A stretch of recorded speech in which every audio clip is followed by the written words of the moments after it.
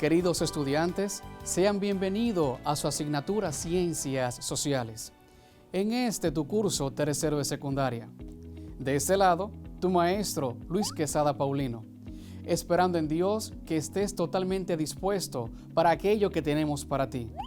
Sin embargo, antes de iniciar nuestra clase, e incluso antes de recordar lo que estudiamos anteriormente, es vital continuar con nuestro compromiso ciudadano.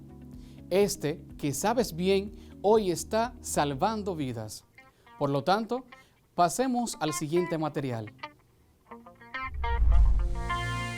Tú lo sabes, y yo también. Gracias al sentido del tacto podemos percibir el tamaño, la forma, la textura, dureza y la temperatura de los objetos.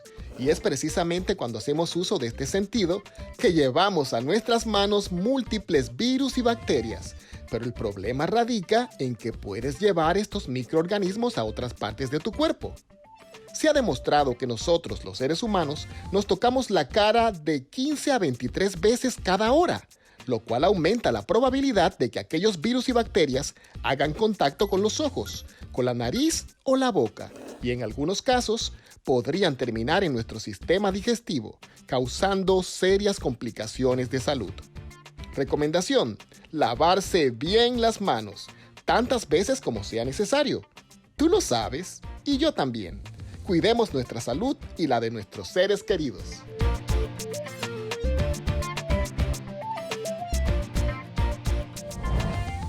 Al estudiar esos contenidos, de seguro te nace la inquietud e incluso la pregunta, pero ¿por qué nosotros nos centramos en estudiar acontecimientos que ya pasaron? ¿Por qué poner atención a las colonias del siglo XV, cuando ya hoy, 600 años después, ningún ser humano tiene esa edad? ¿Por qué presentar un contenido así? ¿Por qué estudiarlo? Bueno, porque con esto nos adentramos al conocimiento de la realidad, porque esto nos posibilita a conocer mejor nuestra propia historia. Y recuerda bien que podemos amar mejor aquello que ya conocemos. Y hablando de conocer, yo espero que tengas muy claro qué fue lo que estudiamos la clase anterior. Aquí está Neurona, la que siempre nos acompaña. Neurona, ¿qué estudiamos la clase anterior? En la clase anterior, hablamos sobre el imperio como organización política que controla las colonias y los procesos de descolonización, poniendo de ejemplo varios países y los años en que alcanzaron su independencia. También hablamos sobre el neocolonialismo en relación al proceso de migración de los países latinoamericanos. Y para finalizar, usted nos recordó ir organizando las informaciones correspondientes para construir la línea de tiempo. Muy buenos apuntes, como de seguro lo tienes en casa. Y hablando de palabra, te presento la palabra clave del día. Y nuestra palabra clave es collage. Collage. Según el diccionario de la Real Academia de la Lengua Española, el collage es una técnica pictórica que consiste en componer una obra plástica uniendo imágenes, fragmentos, objetos y materiales de procedencias diversas. Preguntarás, ¿y por qué tenemos como palabra clave collage? Porque esta es la tarea que tienes según esta actividad, que va a consistir en tomar unas imágenes acorde a lo estudiado para que entonces de esa manera lo organices. El collage es un conjunto de imágenes y o fotos que te ayudan a construir aquello que deseas. A veces un castillo, un mapa, un corazón, un árbol, lo que deseas. El punto es un conjunto de imágenes que tú lo organizas. En este caso, como sea más conveniente para ti, según tu creatividad. Pero bien, la información es esta. Hemos hablado sobre la hegemonía Y estábamos diciendo que la hegemonía es el control, la supremacía de un Estado o de una potencia sobre otra nación. Una nación que evidentemente no ha sido independiente. Tú tienes la experiencia, el conocimiento, que en la edad antigua estaban los imperios persas, el imperio romano. Ese tipo de imperio tenía una hegemonía muy diversa a la que nosotros estamos hablando acá. Porque más que todo, era una conquista de un terreno ajeno al suyo y luego saqueaban riquezas y esas personas no se convertían en ciudadanos de la potencia, sino que simplemente era una ciudad que fue saqueada por aquel imperio que le conquistó. Incluso se tenía el beneficio de que los hombres, los niños, eran tomados, ¿para qué? Para luego ser formados y enganchados en el ejército de ese imperio. De ese modo, su fuerza militar iba creciendo y tenía así la capacidad de poder conquistar otros territorios. Con esto es necesario tener en consideración de que esa ciudad no iba a considerarse así como que un nuevo estado del imperio. No, se consideraba como un nuevo territorio para ser saqueado, para que esa riqueza se sumara al imperio. Luego de eso tenemos en el tiempo del Renacimiento el imperio bizantino, una manera distinta o similar a la otra, pero en el sentido de que aquí sí, aquellas ciudades que eran conquistadas, luego se consideraban como parte de todo ese conglomerado de ciudades que componían el imperio. Ya no solo se saqueaba la riqueza, sino que se apoyaba los recursos, las iniciativas económicas de esa ciudad que fue conquistada. ¿Para qué? Para así entonces sí cultivar la extensión de su territorio. Con esto, la idea nueva que tenemos de hegemonía ya no es la de saquear una ciudad, sino de controlar. Imagínate, es la presencia de una nación extranjera dentro de una nación X con el objetivo de controlar la riqueza y de controlar la administración de esa ciudad. De esta manera, el beneficio está ¿en quién? ¿En la ciudad que es conquistada o en la ciudad que le conquista? Lógicamente, por parte de la ciudad que le conquista. Por eso es que afirmamos que la hegemonía tiene como precedente, ¿qué cosa? El control, la expansión. Porque, primero, necesitamos que una nación tenga la iniciativa de llegar a otras y luego de que tiene presencia allí, sobre todo militar, controlar esa nación que ha sido conquistada. En ocasiones, esas naciones son independientes, fíjate, no siempre han sido colonias como aquellas de 1400, como nosotros, que una vez fuimos colonia. No siempre ha sido así. En algunos momentos han sido países independientes que tienen una intervención militar, así como ocurrió en nuestra nación la intervención militar por parte de Estados Unidos. Entonces, la hegemonía necesita la presencia de otra nación, una nación que es una potencia, que tiene la capacidad. En nuestro continente americano tenemos a Estados Unidos como el primero de los países en lograr, en alcanzar su independencia. Y luego ese tiene una presencia, una hegemonía en algunos países de Latinoamérica. Sí, Latinoamérica. Latinoamérica que no es un continente, sino que es parte de un continente. ¿Y cuáles son esos países que conforman Latinoamérica? Te diré unos cuantos. Fíjate, está Argentina, Bolivia, Brasil, Chile, Colombia, Costa Rica, Cuba, Ecuador, El Salvador. ¿Tú conoces algún otro? ¿Conoces otros países de Latinoamérica? Por supuesto. Guyana Francesa, Guatemala, Haití, Honduras, México, Nicaragua, Paraguay, Panamá, Perú, Puerto Rico, República Dominicana, Uruguay y Venezuela.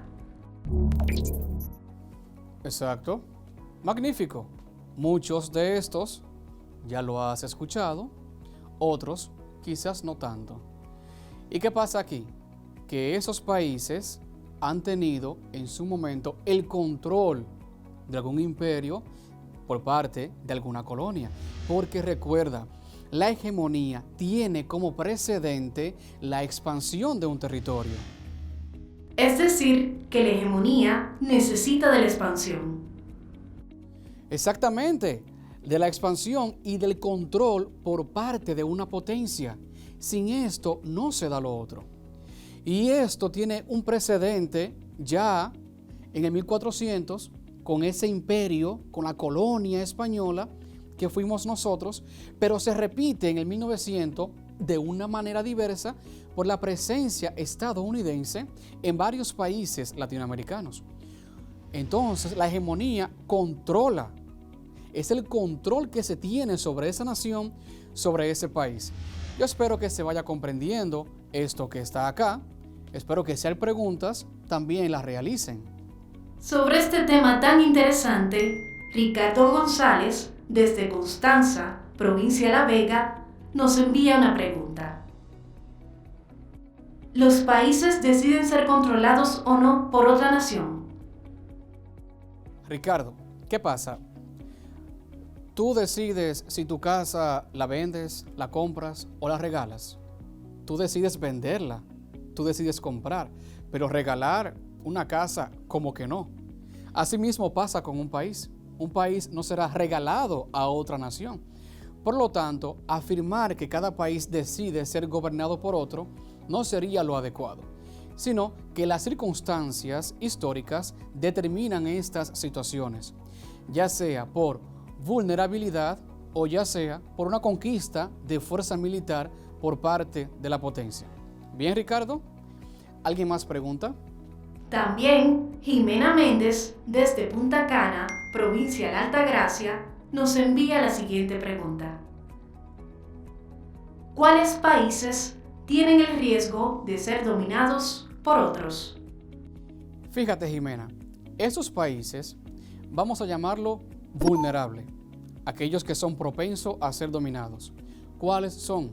Los países subdesarrollados, por dos elementos fundamentales.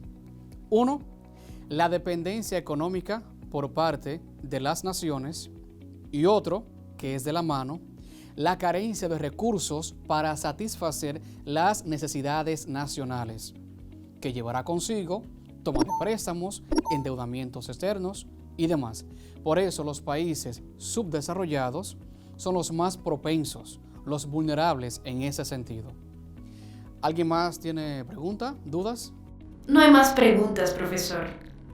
Bien, ocurre lo siguiente. La hegemonía se da en un contexto de la economía, que es un sistema nuevo, que se llama el capitalismo. Y en el capitalismo lo hemos traducido como la acumulación de riqueza. ¿Qué pasa con el capitalismo moderno? Que ese capitalismo acumula riqueza, pero luego la inviertes. ¿Has visto la experiencia de empresas que recaudan dinero, pero luego lo invierten? Una persona que empieza con un pequeño colmado y de momento tiene un hipermercado y luego tiene una cadena de hipermercados. ¿Por qué? Porque las ganancias de sus ventas fueron reinvertidas nuevamente. Este es el capitalismo moderno. En ese contexto es que se da la hegemonía, es que se da esta nueva manera de imperialismo moderno. ¿Por qué? Porque se trata sobre todo, no solamente, que en algún momento se dio, no solamente de un dominio por parte de los militares, de una presencia de fuerza militar, sino de un control económico, de un control de precios, de ventas y compras. Por lo tanto, este control, esta hegemonía, no se dará por la fuerza física militar, sino por la parte económica, que luego tiene sus repercusiones en la parte política. Entonces, este capitalismo moderno afecta ¿a quién? Lógicamente, a aquel que no pueda acumular riquezas. ¿Y quién no puede acumularla? El pobre. Porque el pobre tiene lo básico, a veces lo necesario, porque a veces no lo tiene, para sobrevivir, para cubrir sus necesidades. Esto pasa con las personas y asimismo con las naciones pobres, que en su caso son, en ocasiones, las naciones en vía de desarrollo o subdesarrolladas. Por esto, este capitalismo moderno, que tiene varias características, es el que se hace presente, es el que tiene presencia dentro de esta nueva manera de gobernar, dentro de la hegemonía. ¿Y cuáles son las características de este capitalismo? De entre esta está, por ejemplo, la libertad de empresa. ¿Qué significa? Que las empresas que están en una nación no son propiedad del gobierno, sino que éstas tienen la oportunidad de tener a una persona que sea la dueña, o sea, la propiedad privada. La libertad de tener empresas implica que cada persona puede poner un negocio, vender servicios o vender su mano de obra y cobrar por eso y hacerse rico tranquilamente, porque está la libertad de empresas. En los casos en el que la libertad de empresas no existe, pues todas las empresas de esa nación son del gobierno. ¿Ven?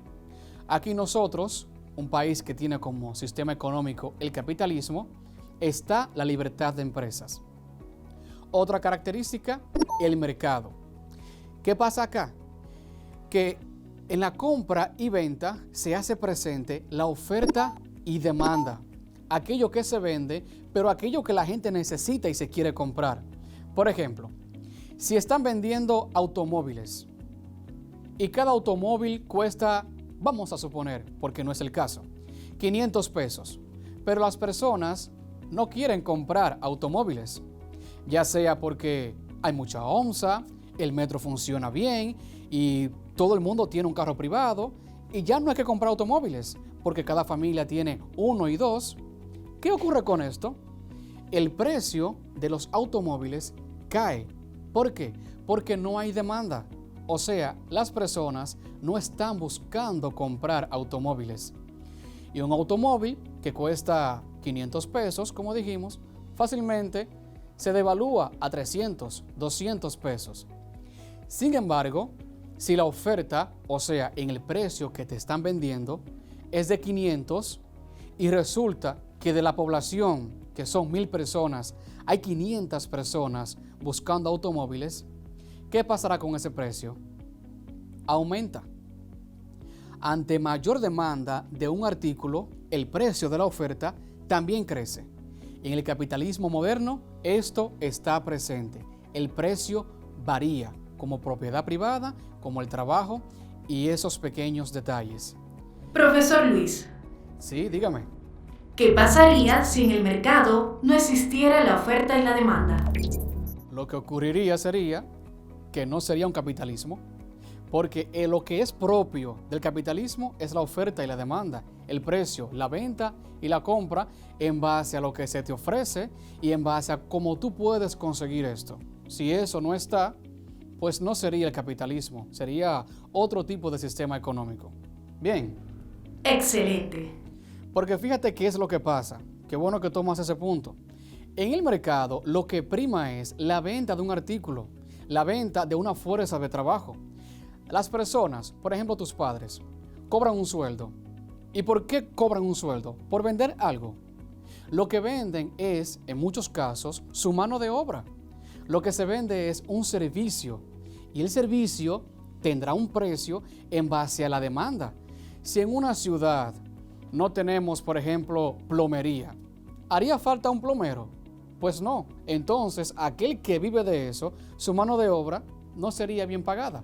Pero como tenemos trabajos de plomería en nuestros hogares y en todas las infraestructuras, pues la venta de ese servicio aumenta. Así es que ocurre. Si en una ciudad deciden construir nuevos edificios, la demanda del trabajo, de la mano de obra, de construcción, sube. ¿Por qué? Porque hay oferta, porque hay más trabajo. Así ocurre en el mercado. Sobre esto, Adam Smith hablaba del mercado, la mano invisible, aquello que regula esa balanza de oferta y demanda. Pero ¿qué pasa con esto?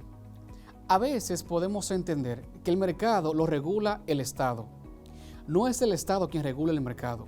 El Estado se hace presente, pone políticas económicas pensando en el bienestar de la nación y sobre todo analizando aquello que es conveniente para nosotros. Pero ocurre que el mercado no es quien regula lo de oferta y demanda. Quien lo regula, decía Adam Smith, es la mano invisible. Es el mercado mismo que se regula a sí mismo. Con esto es necesario tener presente que la incidencia de una potencia, de un país extranjero que domina a otro, que tiene una hegemonía sobre otro, ese sí controlará la economía de ese país. Ahí tenemos bien claro quién la controla. Por eso los precios e incluso la moneda que se va a utilizar depende de esto. Depende de quién en su momento tenga el control sobre esa nueva nación o sobre esa nación que ya es independiente. Cuestión que el mercado mismo se regula, pero la presencia de una potencia en una nación afecta directamente la economía de ese país, afecta directamente el mercado de ese país. Incluso esto de las empresas, que te dije que es una característica del capitalismo moderno, tiene algo muy particular, que te lo dije ahorita. ¿Qué es lo particular de esto? La propiedad privada de los medios de producción.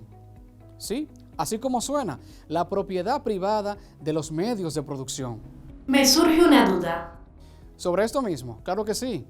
¿La propiedad privada es propia del capitalismo? Sí. Karl Marx, dentro de aquello que expone para quitar el capitalismo, él dice, la propiedad privada no debería existir. ¿Qué debería existir? Lo común, el espacio común. Que las propiedades no sean de una persona, sino que esté a disposición de una persona. Esto está presente en el socialismo, que no está la propiedad privada. Pero la propiedad privada es exclusiva del capitalismo. ¿Por qué? Porque tiene de trasfondo que una persona compra esa vivienda, compra ese hogar o esa industria y luego hace uso de esto. Es acumular riquezas.